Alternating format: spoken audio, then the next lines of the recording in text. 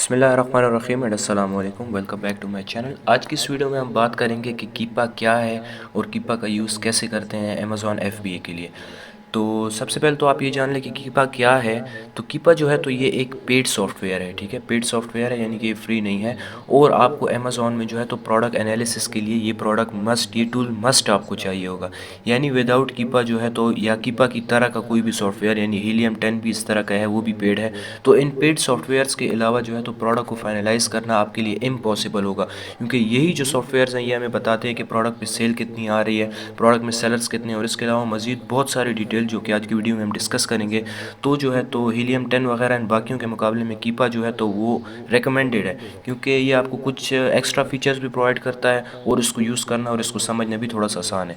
तो चलिए video start करते हैं। आप देख सकते हैं हम लोग अमेज़ॉन की होम स्क्रीन पे हैं, ठीक है। यहाँ पे आपने कोई सा भी एक प्रोडक्ट सर्च कर लेना है। लेट सपोज़ आपने ये सर्च कर लिया और यहाँ पे हम एक प्रोडक्ट ओपन कर लेते हैं। देखें, अब प्रोडक्ट यहाँ पे कोई भी हो उससे कुछ भी नहीं होता, ठीक है। यानी कि हमारा जो मेन मकसद है डैट इज़ अंडरस्टैंड करना कीपा को। देखिए, मैं आपके सामने एक इस प्रोडक्ट को ओपन कर लेता हूँ और हम इसके साथ ही एक दूसरा प्रोडक्ट भी ओपन कर लेते हैं दूसरी टैब में। हम इसी एसन को ओपन कर लेते हैं और यहाँ से हम लोग जो है तो कोई सा भी दूसरा प्रोडक्ट सेलेक्ट कर लेते हैं। लेट्स सपोज़ ये हमारे पास एक प्रोडक्ट है। अब हम कोई ऐसा देख लेते हैं जिसमें आपके पास अमेज़ॉन भी हो, वो मैं बाकी आपको सारा अंदर समझा देता हूँ अमेज़ॉन कैसे इसमें अवेलेबल होगा। देखें, दिस प्रोडक्ट में अमेज़ॉन हमें बता रहा है कि सोल्ड बाय अमेज़ॉन। मेरा बताने का मकसद आपको ये है, एक प्रोडक्ट मैंने ऐसा ओपन किया है जिसमें अमेज़ॉन नहीं है और दूसरे में अमेज़ॉन है, तो आपको दोनों पे मैं समझाऊंगा कि कैसे आपने ग्राफ की एनालिसिस करनी है। तो देखिए, ये हमारे पास प्रोडक्ट ओपन हो चुका है। जैसा कि आपको पता है कि कीपा जो है वो नीचे यहाँ पे होता है। तो हम यहाँ से थोड़ा सा नीचे आएंगे, हमारे पास यहाँ पे कीपा शो हो जाएगा। नाउ दिस इज़ कीपा। आई थिंक ये कुछ और ओपन हो गया है, हम इसको खैर बैक कर लेंगे। ब्रांड ओपन हो गया आई थिंक। तो देखिए, यहाँ पे हम नीचे आ जाएंगे, यहाँ पे हमारे पास कीपा आ जाएगा। अच्छा, तो बेसिकली जो है तो हमारा मकसद ये होता है कीपा का कि हम लोग किस तरह जो है तो प्रोडक्ट की कंप्लीट एनालिसिस करते हैं। और कीपा वो सॉफ्टवेयर है जो हमें कंप्लीट डिटेल्स दे देता है, यानी कि इसके बाद हमें ये पता लग जाता है कि अब हमने ये प्रोडक्ट लिस्ट करना है या नहीं। तो आप देखें, सबसे पहले आपके सामने ये कीपा का जो है तो इंटरफेस शो हो रहा है, ठीक है। इस पर आपको मैं और बता चुका हूँ, ठीक है। कुछ चीज़ें आपको मैंने लास्ट वीडियो में भी डिस्कस कर ली थी, ठीक है, सेल्स रैंक वगैरह। तो अब हम इस पर डिटेल में बात नहीं करेंगे, अब मैं आपको जनरल बताऊंगा कीपा के बारे में। ये आपके सामने एक सॉफ्टवेयर आ चुका है, ठीक है। अब आपने क्या करना है, सबसे पहले मैं इनको ऑफ़ कर देता हूँ ताकि आपको अच्छे से समझ आए। देखें, ये मैंने ऑफ़ कर दिया इनको। यहाँ पे न्यू भी ऑफ़ कर देंगे और थर्ड पार्टी एफबीए भी ऑफ़ करेंगे। सबसे पहले और मेन जो इंपॉर्टेंट चीज़ आती है डैट इज़ सेल्स रैंक, जिसमें मैं अपनी लास्ट वीडियो में बात कर चुका हूँ। उसका लिंक मैं डिस्क्रिप्शन में डाल दूँगा, आप वो देख लीजिएगा ताकि आपको समझ आ जाए कि सेल्स रैंक क्या होता है और इससे हम सेल्स का एस्टिमेट कैसे लगा सकते हैं कि ये पर मंथ कितने आइटम सोल्ड हो रहे हैं। ये सेल्स रैंक है, ठीक है। आपको पता है मैंने लास्ट वीडियो में बहुत डिटेल में इस पर बात की थी। तो ये जो है तो आपको बताता है कि सेल्स रैंक यानी कि इस प्रोडक्ट की सेल क्या चल रही है। इसको हम बीएसआर भी कहते हैं। हम इनकी एवरेज लेते हैं, उस पर मैं ऑलरेडी डिटेल में बात कर चुका हूँ, तो यहाँ पे मैं इसको ज़्यादा एक्सप्लेन नहीं करूँगा। तो आप देख सकते हैं जिस तरह ये यहाँ पे आपके पास ग्राफ चल रहा है, ये ग्राफ थोड़ा ऊपर नीचे ही हो रहा है, यानी इसमें मामूली फ्लक्चुएशन है जो कि हर प्रोडक्ट में होती है। और लेकिन अगर आप यहाँ पे ओवरऑल इसकी रेंज देखें तो ये लास्ट 3 मंथ्स में जो है 3 मंथ्स में इसकी रेंज जो है वो हमारे पास 0 से लेके जस्ट 100 के दरमियान फ्लक्चुएट हुई है। इसका मतलब है कि यहाँ पे फ्लक्चुएशन बहुत कम है, तो इसका बीएसआर ऑलमोस्ट स्टेबल है। उससे पहले मैं आपको एक दूसरी बात बता दूँ कि कीपा जो है उसमें आप देख सकते हैं, ठीक है, यहाँ पे पर डे का भी देख सकते हैं, आपको पर डे की एनालिसिस भी देगा, वीक की भी देता है, आपको 1 मंथ की, 3 मंथ की, 1 ईयर और ऑल भी देता है। ये प्रोडक्ट यानी जब से लिस्ट हुआ है तब से ही आपको ओवरऑल जो है तो इसकी एनालिसिस भी बताता है। बट रिकमेंडेड जो है वो हमेशा हम 3 मंथ्स पे करते हैं, क्योंकि अगर आप डे, वीक या मंथ पे लगाएंगे तो उसमें कुछ ना कुछ फ्लक्चुएशन आती रहती है, ठीक है। तो आपको एक्यूरेट रिजल्ट नहीं देगा। लेकिन जब हम 3 मंथ्स की बात करते हैं तो उससे ओवरऑल एक रिजल्ट हमारे सामने आ जाता है। जैसे अब हमें पता लग गया है इसका जो बीएसआर आ रहा है ये 3 महीने से ओवरऑल स्टेबल चलता आ रहा है। यानी ऐसा नहीं है कि यहाँ पे 0 है तो यहाँ पे 10,000 लिया, यहाँ पे 1 लाख लिखा हुआ है या बहुत ऊपर लिखा हुआ है, तो ऐसा नहीं है। ओवरऑल इसका बीएसआर जो है वो स्टेबल आ रहा है। कहने का मकसद ये है कि एनालिसिस हमेशा आप 3 मंथ्स पे किया करें, ये आपको the most accurate result provide करता है। अच्छा, तो बीएसआर सबसे पहले था, उसके बाद आता है बाय बॉक्स। ठीक है, बाय बॉक्स से पहले मैं आपको बता देता हूँ, ये आप देखें न्यू थर्ड पार्टी एफबीए। आपको पता है एफबीए हम जो मोस्टली हम एफबीए सेलिंग करते हैं। ठीक है, एक होता है एफबीए सेलर, एक होता है एफबीएम सेलर। अब आपने जैसे ही एफबीए पे क्लिक किया तो ये आपको ये बता देगा कि यहाँ पे एफबीए कितना टाइम अवेलेबल था और एफबीए ने क्या प्राइस लगाई हुई थी, यानी किस प्राइस पे एफबीए जो है अमेज़ॉन का जो सेलर है, यानी कि फुलफिलमेंट बाय अमेज़ॉन, वो सेलर जो है वो किस प्राइस पे जो है अवेलेबल है और वो सेल कर रहे हैं अपने आइटम्स। देखें कि ये पिछले जो है तो लास्ट 3 मंथ से लगातार एक स्टेबल प्राइस पे जो है आ रहे हैं। आप देख सकते हैं ओवरऑल इसकी प्राइस स्टेबल है। देखें, फिर बीच में इसकी प्राइस थोड़ी सी 17 पे आई, उसके बाद दोबारा ऊपर जाके इसकी प्राइस 21 पे चली गई। लेकिन अगर आप देखें तो ऐसा नहीं है कि यहाँ पे इसकी प्राइस 21 हो, यहाँ पे अचानक से 17 फिर 21, तो उस प्राइस को हम कहेंगे अनस्टेबल और उस प्रोडक्ट में आपने जाने से अवॉइड करना है। अभी तक हमारी जो ये दोनों चीज़ें आ गई, इसके मुताबिक हमारा प्रोडक्ट जो है तो वो बिल्कुल जो है A1 जा रहा है। उसके बाद एफबीएम सेलर्स का भी मैं आपको बता देता हूँ, इनसे हमारा इतना खास लेना देना नहीं होता। बट अगर आप देखें तो एफबीएम सेलर्स की भी प्राइस जो है तो वो ओवरऑल स्टेबल आ रही है, बट एफबीए के मुकाबले में ज़्यादा है। देखें, एफबीए की प्राइस यहाँ पे 21.9 थी और एफबीएम की प्राइस 30 पे चल रही है। तो ये चीज़ याद रखें कि जिसकी प्राइस कम होती है मोस्टली बाय बॉक्स ज़्यादा उसी के पास जाने का चांस होता है। अब मैं आपको बता देता हूँ इसमें न्यू जो है इसका मतलब है कि लिस्टिंग की क्या प्राइस चल रही है, यानी कि एफबीए और एफबीएम की एक अलग प्राइस होती है अपनी, और लिस्टिंग की कुछ भी प्राइस हो सकती है, इनसे ज़्यादा भी और इनसे कम भी। शायद आपको ये नज़र ना आ रहा हो तो मैं एफबीए और एफबीएम आपको बंद करके बता देता हूँ ताकि आपको क्लियर नज़र आ जाए। देखें, लिस्टिंग की प्राइस जो है वो थोड़ी ऊपर नीचे आ जा रही है, 21 पे है फिर 19 पे। बट अब अगर आप ओवरऑल देखें तो इतनी ज़्यादा फ्लक्चुएशन नहीं है, लेकिन लिस्टिंग प्राइस से हमारा इतना खास कोई काम नहीं होता इन केस अगर बाय बॉक्स जो है वो स्टेबल जा रहा है। मैं आपको बताता हूँ नाउ, जो नेक्स्ट चीज़ है वो है हमारे पास बाय बॉक्स। बाय बॉक्स जो है ये भी एक बहुत ही इंपॉर्टेंट चीज़ है, इसको आप समझने की कोशिश करिएगा। आपको हमने बता दिया कि एफबीए भी अवेलेबल था, एफबीएम भी। अब आपने इसमें कंफ्यूज नहीं होना, ये जो पिंक लाइन है डेट इज़ बाय बॉक्स। अब मैं आपको बताता हूँ, मैं इसको यहाँ से ओपन कर देता हूँ एफबीए। देखें, बाय बॉक्स वाला यहाँ पे जो आपको पिंक बॉक्स शो हो रहा है इसके ऊपर आप देखें कि आपको बता रहा है बाय बॉक्स 21.99 पे जा रहा है और उसके नीचे लिखा हुआ है एफबीए, उसी प्राइस के नीचे और प्राइस के साथ लिखा हुआ है हीरो कॉस्मेटिक्स। हीरो कॉस्मेटिक्स जो है ये यहाँ पे हमारे पास एक सेलर अवेलेबल है जो कि कंटिन्यूसली पिछले 3 मंथ से ऑलमोस्ट जो है तो ये हमारे पास बाय बॉक्स लेके जा रहा है, आप देख सकते हैं। अच्छा, यहाँ पे प्राइस थोड़ी सी नीचे आई। ठीक है, यहाँ पे देखें 17 पे भी हीरो कॉस्मेटिक्स ने अपनी प्राइस जैसे ही कम की तो बाय बॉक्स यहाँ पे नीचे आ गया, 17 पे उसके पास गया, उसके बाद दोबारा से इसने अपनी प्राइस ज़्यादा की तो ये आता गया।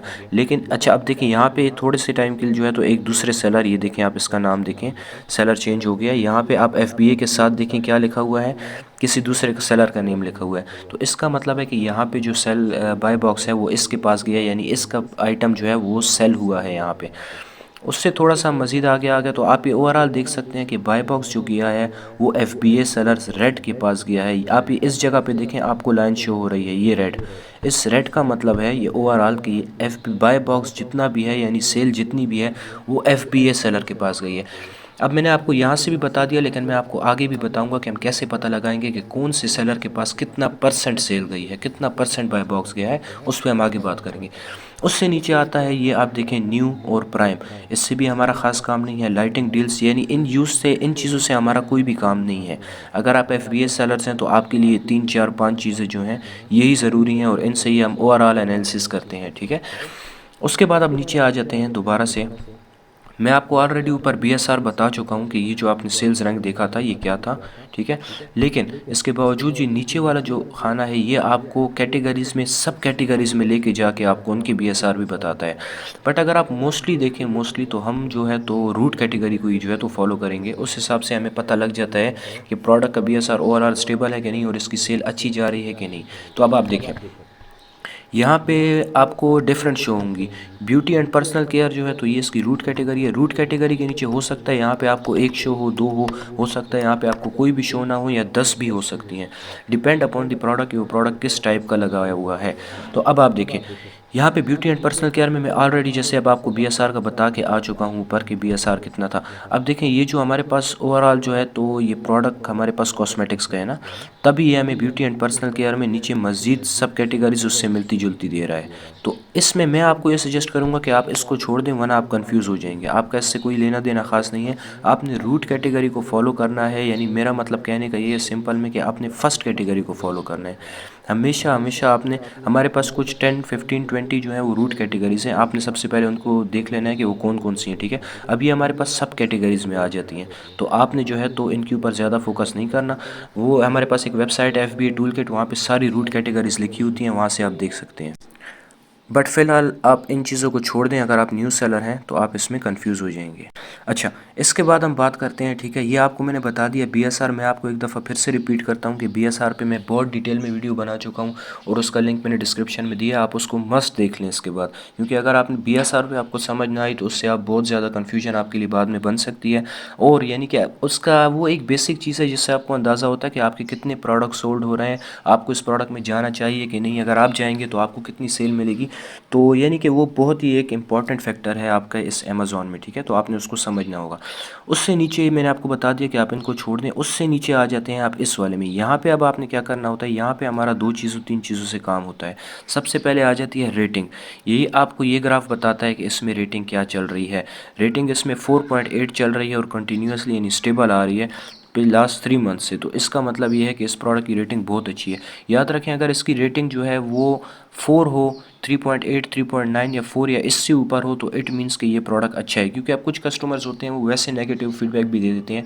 तो ये मतलब नहीं है कि जिनकी रेटिंग जो है वो 4 हो तो आपने उनको छोड़ देना है, या 3 हो तो आपने फिर भी आके रिव्यूज़ चेक कर लेने हैं कि किस वजह से आया उसकी रेटिंग कम है। अगर तो कोई प्रॉपर उसका रीज़न हो तो फिर आपने उसको छोड़ देना है। बट अगर आप देखें किसी को आइटम डिफेक्टेड मिलता है या और कुछ मिलता है, वो बाद में चेंज हो जाता है बट वो नेगेटिव रिव्यू रह जाता है, तो इस वजह से आपने किसी अच्छे प्रोडक्ट को छोड़ना नहीं है। यहाँ पे देखें इसकी रेटिंग बिल्कुल स्टेबल है और बहुत अच्छी भी है, तो इस तरफ से भी ये ठीक है। रिव्यू काउंट जो है, रिव्यू काउंट आप देखें इसका मुसलसल जो है तो वो ज़्यादा होता आ रहा है लास्ट 3 मंथ से। इसका मतलब ये है कि ये एक पॉजिटिव जो है तो इसका रिस्पांस है कि आप देखें, और रिव्यूज़ इस पे काफ़ी ज़्यादा हैं। आप देखें तो ये हमें 22,000 23,000 में ये शो कर रहा है, जो कि बहुत ज़्यादा है। मैंने आपको बताया था प्रोडक्ट एनालिसिस के दौरान कि अगर आपके रिव्यूज़ जो हैं वो 200 हों या 150 हों, तो इसका मतलब कि ये प्रोडक्ट अच्छा है, ये प्रोडक्ट सेल हो रहा है बहुत अच्छा। क्योंकि हम एक एवरेज देखते हैं तो हर 100 ऑर्डर्स के बाद एक कस्टमर जो है वो रिव्यू देता है। आप अपने आप को देखें, हम खुद जब कोई ऑर्डर करते हैं कुछ भी, तो हम उसका रिव्यू फ़ौरन से नहीं देते, यानी हम उसका रिव्यू अक्सर देते ही नहीं हैं। तो 100 में से कोई एक बंदा होता है जो कि रिव्यूज़ दे रहा है। तो इसी तरह आप अंदाज़ा लगाएं कि अगर किसी प्रोडक्ट पे 100 या 200 रिव्यूज़ हैं तो उस पे कितने ज़्यादा ऑर्डर्स आ चुके होंगे प्रोडक्ट पे।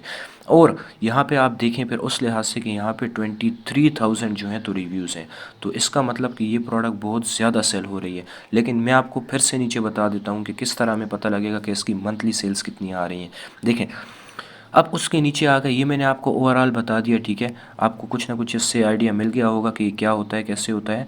अच्छा, यहाँ पे आपके पास लिखी होती है ब्यूटी एंड पर्सनल केयर, यहाँ पे रूट कैटेगरी लिखी होती है प्रोडक्ट की जो भी होगा, ठीक है। और उसके नीचे वही सारी की सारी सब कैटेगरीज, आपने ऊपर उसको छोड़ देना है। आपने अगर प्रोडक्ट की कैटेगरी चेक करनी है तो नीचे प्रोडक्ट डिटेल्स में भी लिखी होती है, लेकिन कीपा के नीचे यहाँ पे हमेशा रूट कैटेगरी लिखी होती है, तो आपने इस रूट कैटेगरी को पकड़ लेना है।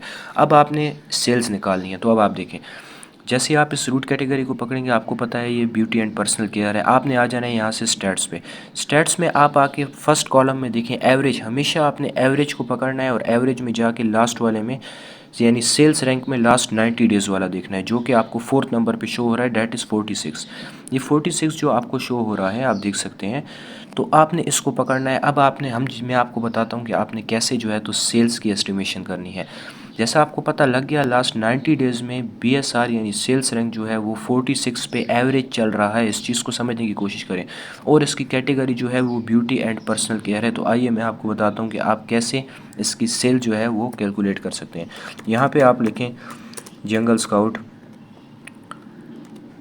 स्काउट सेल्स एस्टिमेटर, तो वो आपको बता देगा। देखें, free Amazon sales estimator rank calculator, आपने इसको ओपन कर लेना है, ठीक है। या इसके अलावा आप एक दूसरी वेबसाइट है डैट इज़ FBA कैलकुलेटर, तो मैं आपको उसका भी बता देता हूँ, आप उसके ज़रिए भी कैलकुलेट कर सकते हैं।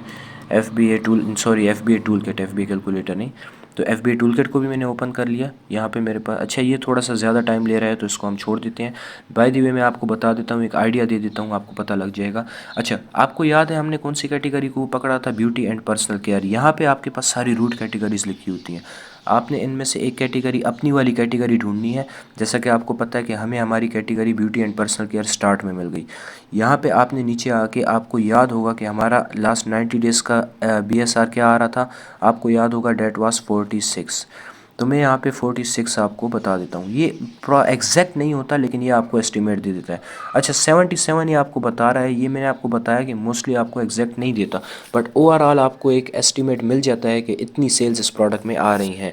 इसके मुकाबले में जंगल स्काउट जो है वो आपको ज़्यादा अच्छी कैलकुलेशन दे देगा, ठीक है, बट ये इस वक्त काम नहीं कर रहा, तो मैंने आपको बताया कि हमने इसको छोड़ दिया। देखें, इस चीज़ को समझें, 77 जो लिखा है इसका मतलब कि पर डे इसकी सेल आ रही है 77 पर डे एवरेज के मुताबिक, और लास्ट 30 डेज से ये सेल आ रही है। तो हम इसको किस तरह कैलकुलेट करते हैं कि इस 77 को हम मल्टीप्लाई कर देते हैं 30 के साथ। 77 मल्टीप्लाई बाय 30 अगर आप करें तो ऑलमोस्ट 2300 यूनिट्स, और 2300 यूनिट्स को अगर आप देखा जाए तो बहुत बड़ा एक यूनिट है, यानी बहुत अच्छा आपके पास एक रिज़ल्ट आया जो कि सेल हो रहा है। यानी कि अगर आप इस प्रोडक्ट में जाएँ तो आपको अच्छी सेल मिल सकती है, लेकिन आपने इस प्रोडक्ट में जाना नहीं है, आपने कुछ चीज़ों का एहतियात करनी है, वो मैं आपको बताता हूँ क्या। अब आपने आ जाना है आगे। अच्छा, मैं आपको एक दूसरी चीज़ पहले बता देता हूँ दूसरे प्रोडक्ट में, क्योंकि इस प्रोडक्ट में हमारे पास अमेज़ॉन जो है वो अनअवेलेबल है, तो यहाँ पे आपको अमेज़ॉन वाला अमेज़ॉन यहाँ पे आपको शो नहीं हुआ।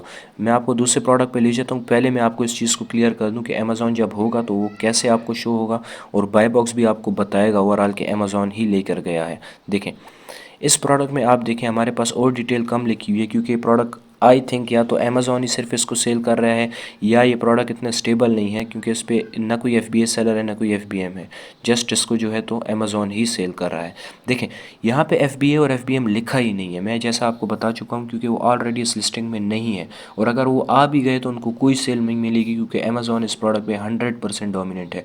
देखें, लास्ट 3 मंथ मैंने सेलेक्ट किया हुआ है, उससे पहले अमेज़ॉन भी इस पर अवेलेबल नहीं था कुछ टाइम, लेकिन ये आप देख सकते हैं दिसंबर में आया है, ऑलमोस्ट 2-3 दिसंबर पे यहाँ पे अवेलेबल हुआ अमेज़ॉन, और वहाँ से लेके अभी तक अपनी कंटिन्यूसली एक ही प्राइस इसकी है, बिल्कुल स्टेबल प्राइस। और अगर आप बाय बॉक्स देखें तो डेफिनेटली अमेज़ॉन के पास ही गया होगा, क्योंकि इसमें और कोई भी सेलर नहीं है, आप देख सकते हैं। तो ये आपको मैंने जस्ट एक आइडिया दिया कि ये अमेज़ॉन होता है, ठीक है, यहाँ पे लिस्टिंग में। अगर हमारे पास पुरानी लिस्टिंग में भी अमेज़ॉन होता तो इसी तरह हमारे ग्राफ के साथ शो होता, और यहाँ पे न्यू थर्ड पार्टी FBA से ऊपर हमारे पास न्यू की जगह पे अमेज़ॉन लिखा हुआ होता, तो आपने उसको देखना है फिर। अच्छा, बाकी तो मैं आपको बता चुका हूँ कि अमेज़ॉन जिस प्रोडक्ट में डोमिनेंट हो या उसके पास ज़्यादा बाय बॉक्स जा रहा हो, आपने उस प्रोडक्ट में जाने से अवॉइड करना है, आपने बिल्कुल नहीं जाना। अच्छा, उसके बाद हम आ जाते हैं अगली चीज़ पे, ठीक है, that is track product. Track product पे हमारा इतना ख़ास कुछ लेना देना नहीं है, ये आप बहुत स्पेसिफिक में जब चले जाते हैं तब। तो अगर आप एक बिगिनर हैं, यानी आप कीपा को बेसिक सीख रहे हैं और आपका बिज़नेस न्यू है, तो आपने इन चीज़ों के साथ आपका कुछ लेना देना नहीं है, तो आपने इसको फ़िलहाल स्किप कर देना है। ये जो है तो एडवांस लेवल की चीज़ें हैं। उसके बाद एक इंपॉर्टेंट चीज़ जो हमारी आ जाती है, दैट इज़ डाटा। इस डाटा में अब हमें प्रोडक्ट के बारे में सारी की सारी डिटेल मिलती है कि ये प्रोडक्ट क्या है, ठीक है, और यानी कि हम जो कुछ अभी तक देख के आए हैं वो सारी की सारी एवरेज, और अमेज़ॉन कब से था कब नहीं था, ठीक है, स्टैट्स कंप्लीट के कंप्लीट आपको यहाँ पे मिलते हैं डाटा में, इस प्रोडक्ट डिटेल वाली टैब में। लेकिन ऑलरेडी हम यहाँ से हर चीज़ देख के आ चुके होते हैं, तो हमें इसकी इतनी ख़ास ज़रूरत नहीं पड़ती, बट स्टिल इसमें कुछ चीज़ें हैं जो मैं आपको बताना चाहता हूँ। देखें, ये प्रोडक्ट का टाइटल आपके सामने शो हो रहा है, ये सेल्स रैंक बता रहा है, ये आपको रेफरेंस दे रहा है, यानी कि root category beauty and personal care बता रहा है, और ये आपको बता रहा है लास्ट मंथ में कितने सेल हुए हैं। अब मैंने आपको जिस तरह बताया कि वो एग्जैक्ट रिजल्ट नहीं देता आपको, ठीक है, एस्टिमेट देता है। जंगल स्काउट आपको फिर जो है तो वो एग्जैक्ट रिजल्ट ऑलमोस्ट देता है, तो आप कोशिश करें जंगल स्काउट से जो है तो सेल्स वो एस्टिमेट किया करें, लेकिन उसका मेथड जो है वो यही है। 70,000 प्लस आप देखें तो बहुत एक बड़ी इसकी क्वांटिटी सेल हुई है लास्ट मंथ में। 4.8 रिव्यूज़, जैसा कि मैं आपको बता के आया, रिव्यू काउंट्स आप इस पे देख सकते हैं, ठीक है। लास्ट प्राइस चेंज अभी अभी इसके ऊपर प्राइस चेंज की गई है, ठीक है। अब वो जिस सेलर ने भी की गई हो या वो लिस्टिंग प्राइस चेंज हुई हो, लेकिन इसकी लास्ट प्राइस अभी अभी चेंज हुई है, और ये इतना ज़्यादा मैटर नहीं करती, क्योंकि हमने देखा कि इसकी प्राइस जो है वो ओवरऑल स्टेबल आ रही थी। अच्छा, ये उसके नीचे इसी तरह इसकी बाकी सारी की सारी डिटेल हैं, ठीक है। इस तरफ अगर आप आ जाते हैं तो वही चीज़ बता रहे हैं, अगर आपको वहाँ से सेल्स रैंक ढूंढने में मसला हो रहा हो एवरेज वाला, तो आप यहाँ पे आके ढूंढ सकते हैं सेल्स रैंक 90 डेज़ एवरेज, और ये ये आपको बता रहा है 45, ठीक है। तो ये आपको वही बता रहा है। अगर आपको वहाँ से थोड़ी सी कन्फ्यूजन है तो आपने यहाँ पे आके सेल्स रैंक देख लेना है लास्ट 90 डेज़ का, लेकिन आपने सेल्स रैंक करंट या 30 डेज़ का नहीं देखना।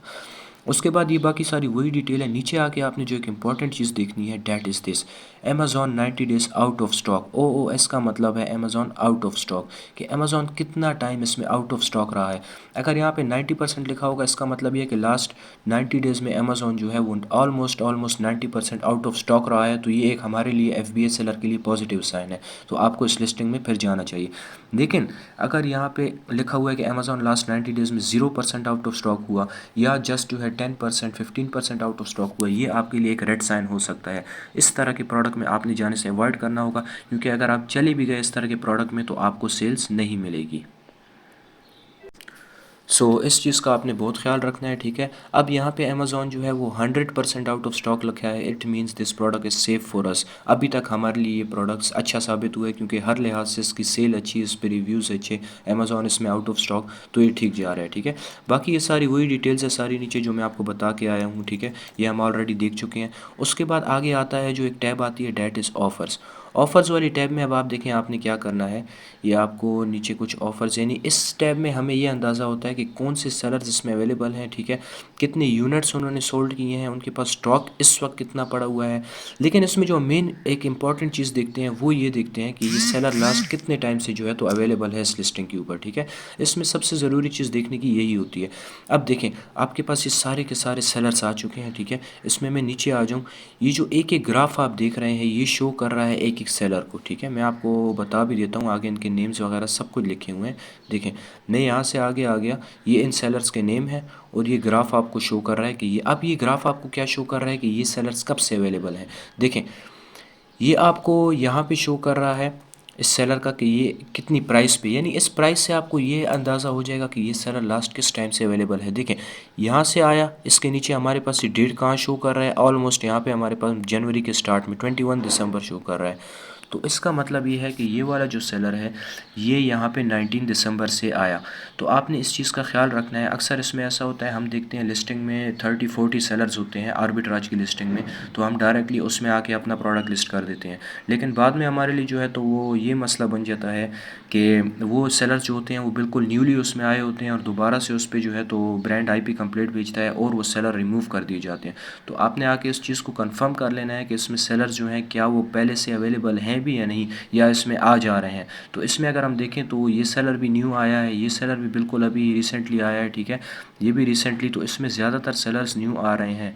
आप सबसे पहले देखें तो ये प्रोडक्ट जो है तो इसमें सेलर्स यानी कि स्टेबल नहीं है। ये एक सेलर है जो स्टेबल है, लेकिन ये वही है जो कि ज़्यादातर बाय बॉक्स लेके जा रहा है। ये आपको आगे मैं बताता हूँ कैसे। देखें, इससे आगे आप आगे जो अगली इंपॉर्टेंट टैब है, that is buy box. Buy box statistics जो है, अब हम देखते हैं ये हमें क्या बताता है, ठीक है। बाय बॉक्स ये जो है, ये वाली टैब बहुत ही इंपॉर्टेंट है। कैसे, आप देखें यहाँ पे हमें ये बताता है, आपने इस चीज़ पे आके देखना है, यहाँ से आपको अंदाज़ा हो जाता है कि हमने इस प्रोडक्ट में अब जाना है कि नहीं। अभी तक तो हमारा प्रोडक्ट जो है ओवरऑल वो बिल्कुल ठीक आ रहा था, यानी कि अभी तक का हमारी ओवरऑल एनालिसिस के मुताबिक तो हमें ये पता लगा कि हमने इस प्रोडक्ट में जाना है और इसको सेल करना है। हर चीज़ हमारे लिए अच्छी साबित हुई। लेकिन यहाँ पे आने के बाद मुझे डायरेक्टली इस चीज़ का अंदाज़ा हो गया कि अब मैंने इस प्रोडक्ट में बिल्कुल भी नहीं जाना, मैंने इस प्रोडक्ट को सेल नहीं करना। मैं आपको इसीलिए सजेस्ट नहीं करूँगा, क्योंकि फ़र्स्ट ऑफ़ ऑल तो आप देखें कि यहाँ पे जितने भी सेलर्स हैं ओवरऑल वो न्यू सेलर्स बैठे हुए, या सॉरी ओल्ड सेलर्स बैठे हुए हैं, यानी कि उनके रिव्यू काउंट इसके काफ़ी ज़्यादा हैं। एक ही न्यू सेलर है इसके भी, और इसके भी काफ़ी ज़्यादा है। इस चीज़ को भी आप छोड़ दें। सबसे पहले देखें ये टैब हमें बताती क्या है। यहाँ पे हमारे पास नेम होता है सेलर का, ये हमारे पास 4 डिफरेंट सेलर्स के नेम हैं, और यहाँ से 30 डेज़ के बजाय मैं इसको कर लूँगा लास्ट 90 डेज़। इसको आपने मस्ट सेलेक्ट कर लेना है, ठीक है, मस्ट। हमारा काम है FBA सेलर्स के साथ, आपको पता है क्योंकि हम खुद FBA सेलर हैं। तो जिनके आगे ये टिक लगा हुआ है इट मीन्स ये वाले FBA सेलर्स हैं, और जिनके आगे नहीं है इट मीन्स ये वाले FBM हैं। अब जिस लिस्टिंग में आप एक बार फिर से रिवाइंड कर लें अमेज़ॉन होगा, तो याद रखें कि अमेज़ॉन के पास ही बाय बॉक्स जाता है, तो अमेज़ॉन का नेम यहाँ पे स्टार्ट में लिखा होगा मस्ट। यहाँ पे आप हीरो कॉस्मेटिक्स का नेम देख रहे हैं, इसकी जगह अमेज़ॉन का नेम यहाँ पे मस्ट होगा। इसके पास हीरो कॉस्मेटिक्स के बाद यानी कि ये नेम्स हैं, नेम के साथ आपको बताता है कि इसी सेलर के पास जो है तो कितना स्टॉक है। उस स्टॉक के साथ आपको बताता है एवरेज न्यू ऑफ़र काउंट, ठीक है, यानी इसके साथ कितने इस वक्त सेलर्स अवेलेबल हैं। न्यू ऑफ़र काउंट का मतलब ये होता है।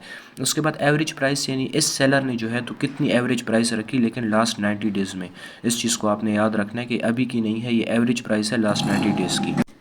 तो आपने देखना क्या है, जो मोस्ट इंपॉर्टेंट थिंग यहाँ पे हम देखते हैं डैट इज़ ये वन वाला प्रोडक्ट, ये वन वाला कॉलम।